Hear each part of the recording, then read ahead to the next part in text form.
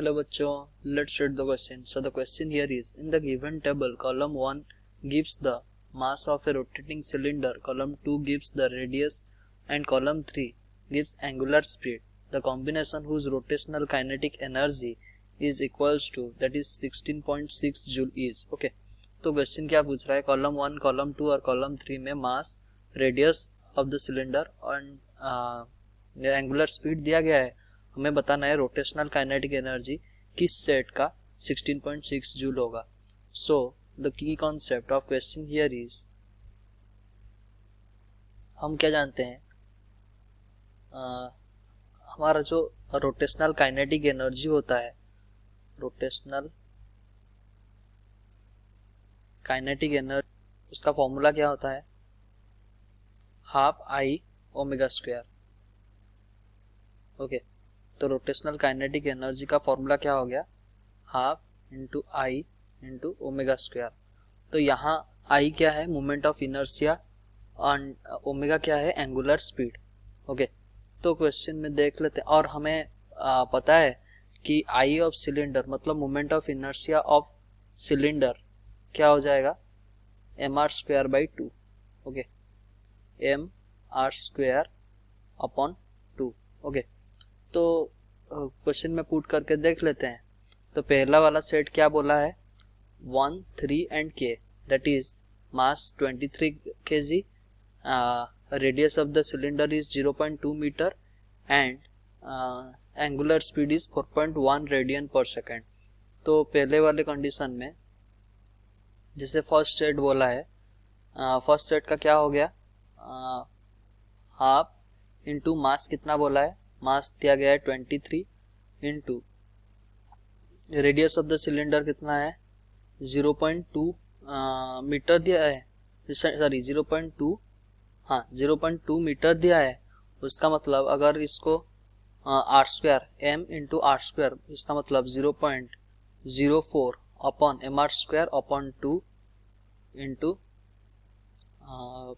Omega का square मतलब 4.1 का स्क्वायर, ये कितना हो गया, ये हो गया 3.86 जूल. ओके, तो फर्स्ट सेट तो हमें मैच नहीं कर रहा है. सेकंड सेट देख लेते हैं. सेकंड सेट क्या दिया गया है, 4, 3 एंड एल.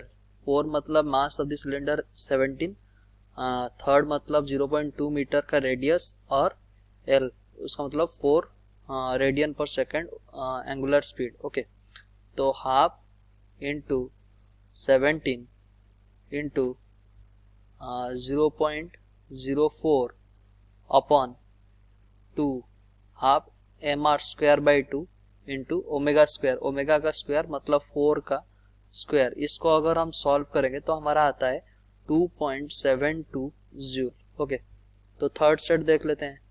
ये भी हमारा मैच नहीं किया था. थर्ड सेट देख लेते हैं. 2, 3 एंड एल.